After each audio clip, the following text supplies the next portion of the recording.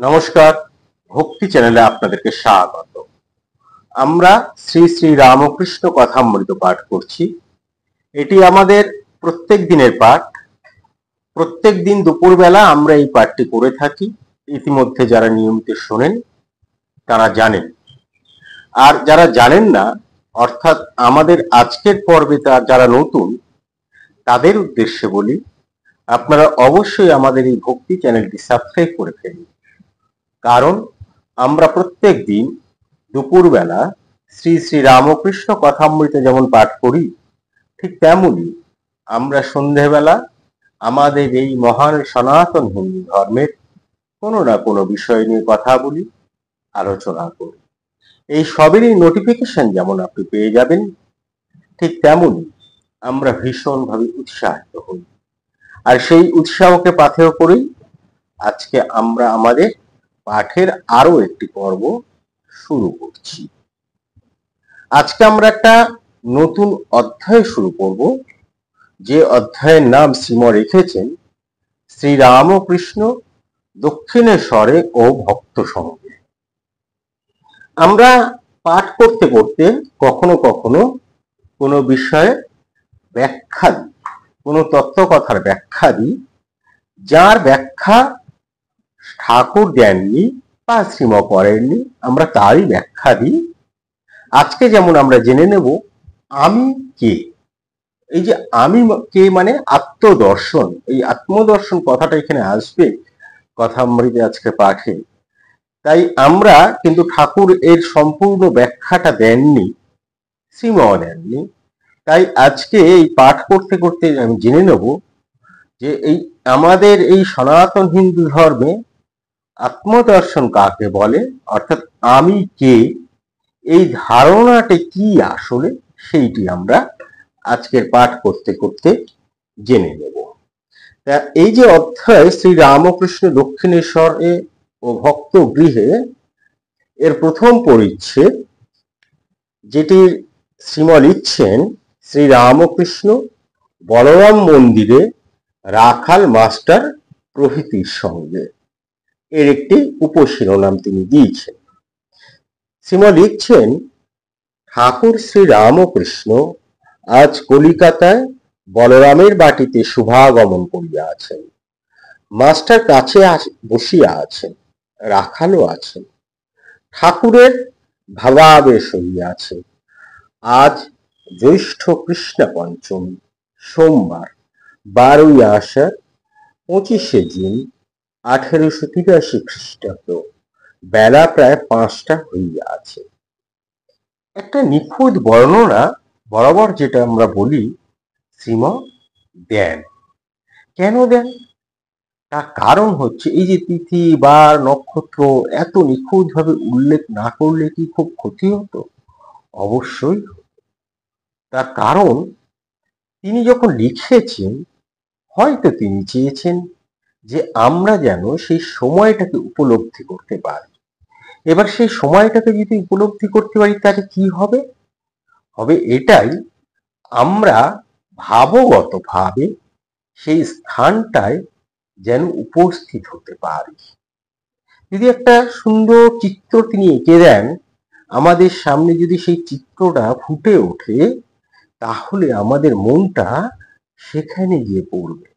আর সেখানে যদি একবার পৌঁছে যেতে পারি মনোগত দিক থেকে, তাহলে দেখবেন এই যে ঠাকুর যে কথাগুলো বলছেন, যেন ঠাকুরের কণ্ঠে সকর্ণে শুনতে পাচ্ছি এবং খুব সহজে অনুধাবন করতে পারছি, রসাস্বাদন করতে পারছি।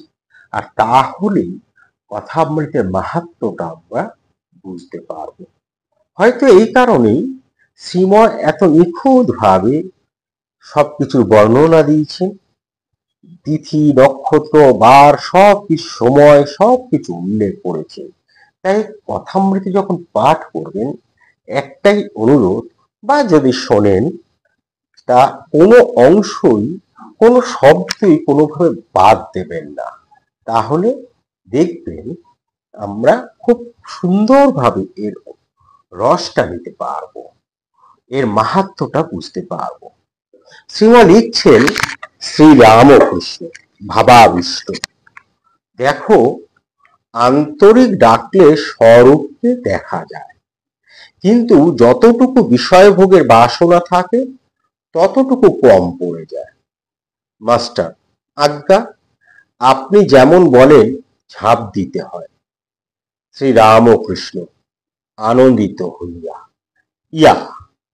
সকলে চুপ বসিয়া আছেন। ঠাকুর আবার কথা কহিতেছেন।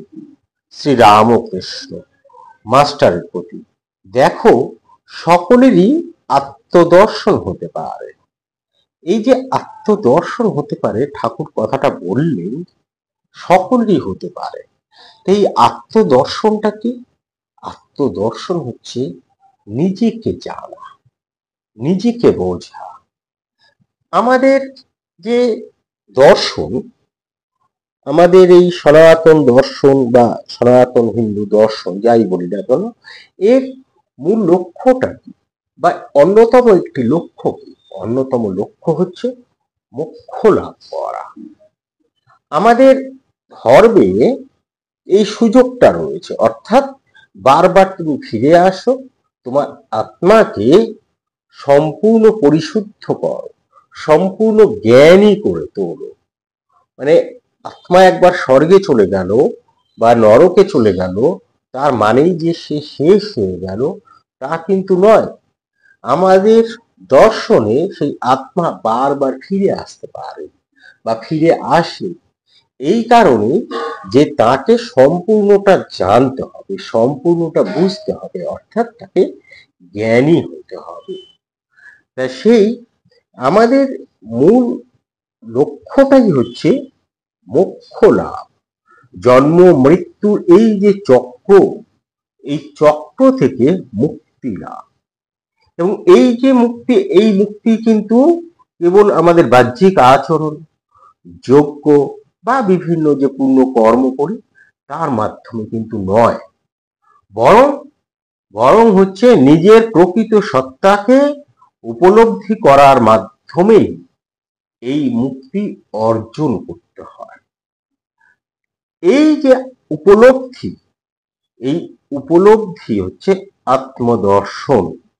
এবং এই আত্ম উপলব্ধি বা আত্মদর্শন হলো সেই অবস্থা যেখানে সাধক বুঝতে পারে যে আমি এই দেহ, মন বা বুদ্ধি নই, আমি চিরন্তন, আমি অবিনশ্বর আত্মা। তাহলে আত্মদর্শন কি? আত্মদর্শন হলো আত্মার সঙ্গে প্রত্যক্ষ পরিচয়, যেখানে দেহগত পরিচয়, সামাজিক ভূমিকা, মানসিক ভ্রম সব কিছু ছাড়িয়ে চিরন্তন চেতনার সঙ্গে মিলন ঘটে আত্মা। এটাই হচ্ছে আত্মদর্শন। এবং আমাদের যে সকল শাস্ত্র গ্রন্থগুলি রয়েছে, বিশেষ করে উপনিষদের কথা বলবো, এই উপনিষদের কিন্তু এই কথা বারবার বলা হচ্ছে। এক্ষেত্রে আমি কিছু আপনাদেরকে উদাহরণ দিতে পারি। যেমন ধরুন, উপনিষদে আত্মদর্শনকে জীবনের চূড়ান্ত উদ্দেশ্য বলা হচ্ছে। বৃহদারণ্যক উপনিষদ যদি আমরা ধরি, সেখানে বলা হচ্ছে আত্মা বা অরে দ্রষ্টব্য শ্রোতব্য মন্তব্য নিধিধ্যাসিতব্য, অর্থাৎ আত্মাকে দেখা, শোনা, চিন্তা করা ও ধ্যান করা উচিত। এবং এইখানে চারখানা ধাপের কথা বলা হচ্ছে, অর্থাৎ আমি কি করে আত্মাকে দেখবো, শুনবো, চিন্তা করব বা ধ্যান করব। এখানে চারটি ধাপের কথা বলা হয়েছে। একটি কি? শ্রবণ, অর্থাৎ আত্মা সম্পর্কে শাস্ত্র ও গুরুর কাছ থেকে শ্রবণ করা উচিত, জানা উচিত। আমি যদি না শুনি এটা তো জানতে পারবো না। এবং মননের কথা বলা হচ্ছে, অর্থাৎ শোনা জ্ঞান নিয়ে মানসিকভাবে চিন্তা করা উচিত। আর তারপর ধ্যানের কথা বলা হচ্ছে, ধ্যান ও অন্তর্মুখী সাধনা করা উচিত। আর এইগুলো যদি, এই তিনটে যদি আমরা করতে পারি, তাহলেই কিন্তু দর্শন হয়, অর্থাৎ সরাসরি অভিজ্ঞতা হয়। এবং ভগবান শ্রীকৃষ্ণ কিন্তু আত্মদর্শনের ফলে অজ্ঞানের অবসান বোঝাতে বলেছেন। জ্ঞানেন তু তদ্জ্ঞান যে সাং নাসিত্য মাতনা তেষামা দিত্যবজ জ্ঞান প্রকাশয়তি তৎপরম। অর্থাৎ যাদের অজ্ঞানের অন্ধকার জ্ঞানের আলোতে বিনিষ্ট হয়েছে, তাদের কাছে সেই জ্ঞান সূর্যের মতন চূড়ান্ত সত্যকে প্রকাশ করে। এবার এই যে আত্মা, এই আত্মা আসলে কি? এই আত্মা হচ্ছে ব্রহ্ম বলা হয়। উপনিষদে আমরা সেই বৃহদারণ্যক উপনিষদ যদি দেখি, সেখানে বলা হচ্ছে অহং ব্রহ্মাস্মি, অর্থাৎ আমি ব্রহ্ম, অর্থাৎ আত্মা ও পরমাত্মা হচ্ছে আসলে অভিন্ন। আমাদের বিভিন্ন যে দর্শন রয়েছে, হিন্দু দর্শনের যে বিভিন্ন শাখা রয়েছে, সেই শাখার মধ্যে বেদান্ত হচ্ছে আত্মদর্শন বিষয়ে সবচেয়ে বিশদ আলোচনা করছে। সেখানে বলা হচ্ছে আত্মা অপরিবর্তনীয়, অর্থাৎ আত্মা হচ্ছে নিত্য। নিত্য কি? যার কোনো বিনাশ নেই, যা পরিবর্তনশীল নয়, তাই নিত্য। আত্মাই হচ্ছে জ্ঞানের উৎস, যার জন্য বলা হয় আত্মাকে, আত্মা হচ্ছে চৈতন্য স্বরূপ, আর আত্মা হচ্ছে অনন্ত, এবং তার মানে কি? সে সর্বব্যাপী। তা এইটাই হচ্ছে আত্মদর্শন। এবার আত্মদর্শনের ফলে কি হয়? মোক্ষ লাভ হয়, অভয় ভয় ও দুঃখ থেকে মুক্তি পাওয়া যায়, সমদর্শিতা হয়, অর্থাৎ সকলকে জীবনে সমানভাবে দেখার জায়গাটা তৈরি হয়, আর আনন্দ পাওয়া যায়। এই যে আমরা বেঁচে আছি, কেন বেঁচে আছি? আনন্দ পাওয়ার জন্য। সেই আনন্দটা হয় আত্মার মাধ্যমেই। এইটিকেই বলে আত্মদর্শন। এবং এই আত্মদর্শনের কিন্তু চর্চা নিয়মিত করা উচিত। যদি আত্মদর্শনের চর্চা করা যায়, তাহলেই কিন্তু বোঝা যায় আমি আসলে কে, আমার কি কাজ, কেন আমি এইখানে এসেছি, ভগবান কেন আমার এই দেহে আমার এই আত্মাকে পাঠিয়েছে, এইগুলি তখন আমরা বুঝতে পারি। তা ঠাকুর সেই কথাটি আজকে বলছেন। তাই তিনি বলছেন যে, এবং এটা কিন্তু খুব একটা কঠিন নয় আত্মদর্শন, যদি একটু চর্চা করা যায়, যদি একটু সৎসঙ্গ করা যায়, যদি গুরুবাণী এবং সদ্গ্রন্থ যদি পাঠ করা যায়, এবং ধ্যান করা যায়, নিজেকে খোঁজার চেষ্টা করা যায়, তাহলেই আত্মদর্শন হয়। আর সেই জন্যই ঠাকুর বলছেন, দেখো সকলেরই আত্মদর্শন হতে পারে। মাস্টার আজ্ঞা, তবে ঈশ্বর কর্তা তিনি যে ঘরে যেমন করাচ্ছেন, কারুকে চৈতন্য করছেন, কারুকে অজ্ঞান করে রেখেছেন। এরপরে একটি উপশিরোনাম আছে, স্বস্বরূপ দর্শন, ঈশ্বর দর্শন বা আত্মদর্শনের উপায়, আন্তরিক প্রার্থনা, নিত্য লীলাজ। এই যে মাস্টার বললেন যে ঈশ্বরই হচ্ছে কর্তা, তিনি যে ঘরে যেমন করাচ্ছেন, তিনি তো কারোকে চৈতন্য করেছেন, কারোকে অজ্ঞান করে রেখেছেন। তখন কিন্তু ঠাকুর বললেন, না, তাকে ব্যাকুল হয়ে প্রার্থনা করতে হয়। আন্তরিক হলে তিনি প্রার্থনা শুনবেন।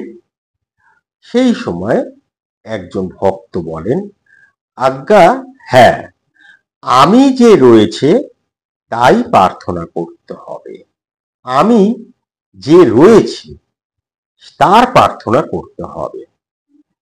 তা শ্রীরামকৃষ্ণ মাস্টারের প্রতি। লীলা ধরে ধরে নিত্যে যেতে হয়, যেমন সিঁড়ি ধরে ছাদে ওঠা। নিত্য দর্শনের পর নিত্য থেকে লীলায় এসে থাকতে হয় ভক্তি ভক্ত নিয়ে, এইটি পাক্কা মত।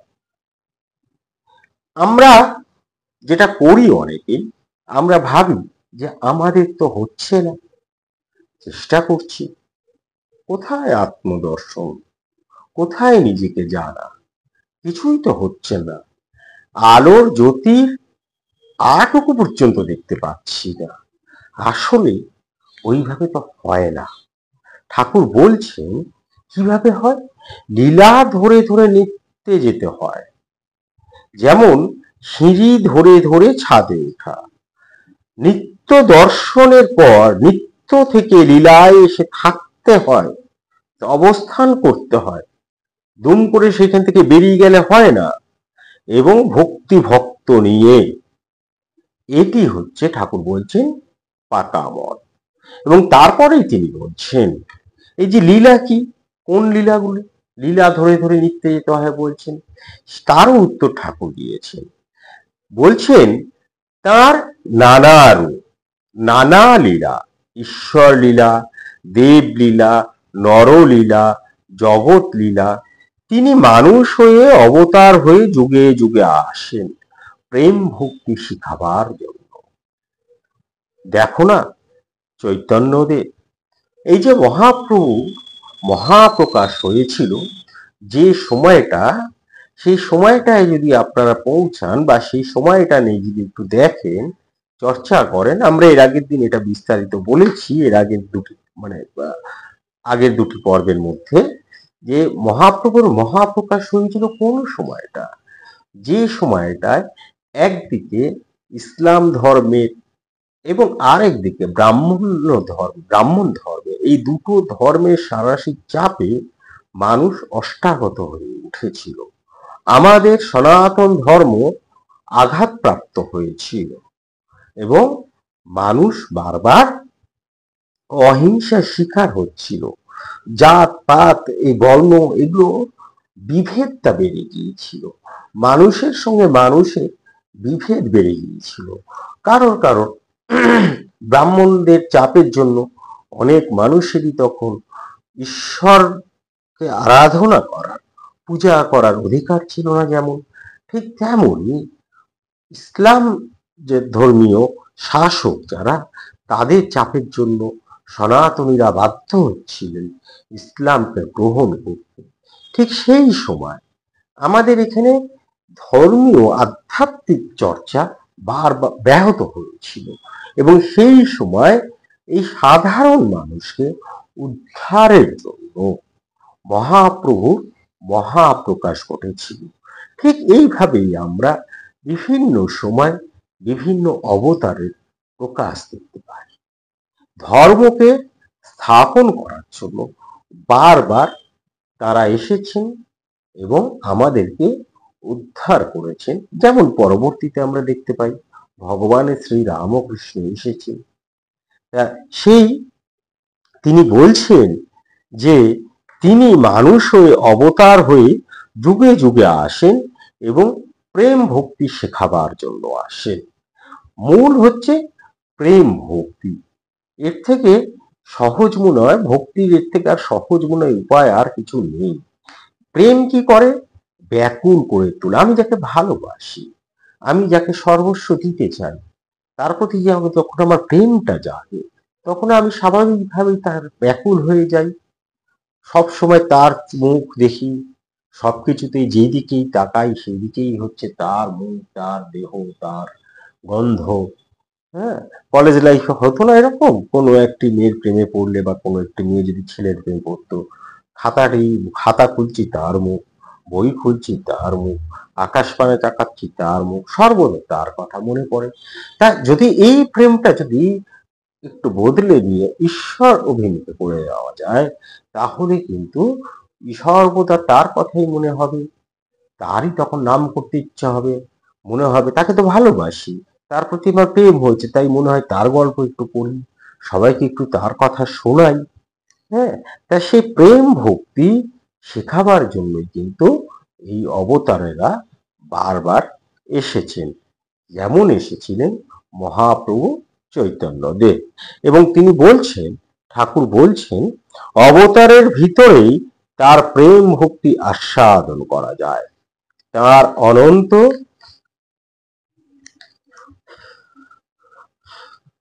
এই গ্রন্থের পৃষ্ঠাগুলো এত পাতলা আটকে যায়। তিনি বলছেন, তার অনন্ত লীলা, তিনি কিন্তু আমার দরকার প্রেম ভক্তি। আমার ক্ষীরটুকু দরকার, গাভীর বাড় দিয়েই ক্ষীর আসে। অবতার গাভীর বাড়, কি অসাধারণ ভাবে ঠাকুর আমাদেরকে বোঝালেন এই জায়গাটা। তিনি বলছেন যে এই যে অবতারেরা আসেন, অবতারের ভিতরেই তো তা, এবং এই যে অবতার, তাকে যদি আমরা দেখি, তার আধ্যাত্মিক চর্চার পদ্ধতিটা যদি আমরা দেখি, তাহলে দেখবেন যে তার আধ্যাত্মিকতার মধ্যে দিয়ে, তার জীবনের মধ্যে দিয়েই ঈশ্বরের যে প্রেম ভক্তি ঈশ্বরের প্রতি, সেটিকে আস্বাদন করা যায়। এক্ষেত্রে দেখুন, দুজনের কথা আমরা এক্ষেত্রে বলতে পারি। যেমন হচ্ছে মহাপ্রভু চৈতন্যদেব, এই যে বৈষ্ণবদের মধ্যে দেখবেন তারা মহাপ্রভু চৈতন্যদেবকে বন্দনা করছেন, পূজা করছেন। কেন? তার জীবনটাকে তারা জানছে, তার জীবনটাকে তারা বোঝার চেষ্টা করছে। এই যারা তার জীবনটাকে বুঝে নিতে পারেন, তার মধ্যে দিয়ে কিন্তু আসলে ঈশ্বরের প্রতি প্রেম ভক্তি কেমন হয় সেইটি আস্বাদন করতে পারে। আরেকজন হচ্ছেন ভগবান শ্রী রামকৃষ্ণ। ভগবান শ্রী রামকৃষ্ণের কথাগুলি যদি আমরা শুনি, তার জীবন চর্চাটা যদি আমরা করি, তার আধ্যাত্মিকতার চর্চা নিয়ে যদি আলোচনা করি, তাহলে দেখবেন আসলে আমরা ভগবানের প্রতি যে প্রেম ভক্তি তা আস্বাদন করতে পারছি। এবং এইটি হচ্ছে খুব সোজা। সোজা এই কারণে বলছি, ধরুন ভগবানের আমরা তো জানি না, আমরা তার সম্পর্কে কিছুই জানি না। এবার জানতে গেলে কি করতে হবে? জানতে গেলে আমাদের সামনে একটি দৃষ্টান্ত থাকতে হয়, আমাদের একটু সুবিধা হয় একটা দৃষ্টান্ত থাকলে, যারা গৃহী মানুষ তা বিশেষ করে তাদের ক্ষেত্রে। এইবার যখন তার অবতার রূপটা রয়েছে, যেমন মহাপ্রভু চৈতন্যদেব, যেমন ভগবান শ্রী রামকৃষ্ণ, এই যে তার অবতার রূপগুলো যখন রয়েছে, তখন কি হয়, খুব সহজেই আমরা বুঝতে পারি তার জীবন চর্চার মধ্যে দিয়ে। আর সেই জন্য ঠাকুর বলছেন যে তার মধ্যে দিয়ে, তার লীলার মধ্যে দিয়ে আমরা যেন ওই প্রেম রসটা, প্রেম ভক্তিটা আস্বাদন করে নিই। কেননা আমার তো অধিক কিছু দরকার নেই, আমার তো দরকার হচ্ছে ওই প্রেম ভক্তিটুকু। আমার অধিক কিছু জানার দরকার নেই, আমার দরকার হচ্ছে সেই ক্ষীরটুকু, তাই না? গাভীর বাড় দিয়েই ক্ষীর আসে। অবতার হচ্ছে গাভীর বাড়। কি সুন্দর কথাটা ঠাকুর আজকে বললেন। ঠাকুর এরপরে মাস্টার বলেন, ঠাকুর কি বলিতেছেন যে আমি অবতীর্ণ হইয়াছি, আমাকে দর্শন করিলে ঈশ্বর দর্শন করা হয়? চৈতন্যদেবের কথা বলিয়া ঠাকুর কি নিজের কথা ইঙ্গিত করিতেছেন? এইটি মাস্টার একটি প্রশ্ন তুলেছেন, এবং তার এই যে প্রশ্নটি একেবারে সঙ্গত। আমরা বুঝতে পারি ভগবান শ্রী রামকৃষ্ণের বিভিন্ন ক্রিয়াকলাপের মধ্যে দিয়ে, তার বিভিন্ন কথার মধ্যে দিয়ে, এবং অবতার তো আমাদেরকে উদ্ধার করে। ঠিক অবতারের একটি একটি বিশেষ বৈশিষ্ট্য যে তিনি উদ্ধার করেন এবং ধর্মকে স্থাপন করেন, যেটি ভগবান শ্রী রামকৃষ্ণ করেছেন এবং প্রতিনিয়ত করে চলেছেন এই কথামৃতের মধ্যে দিয়েও।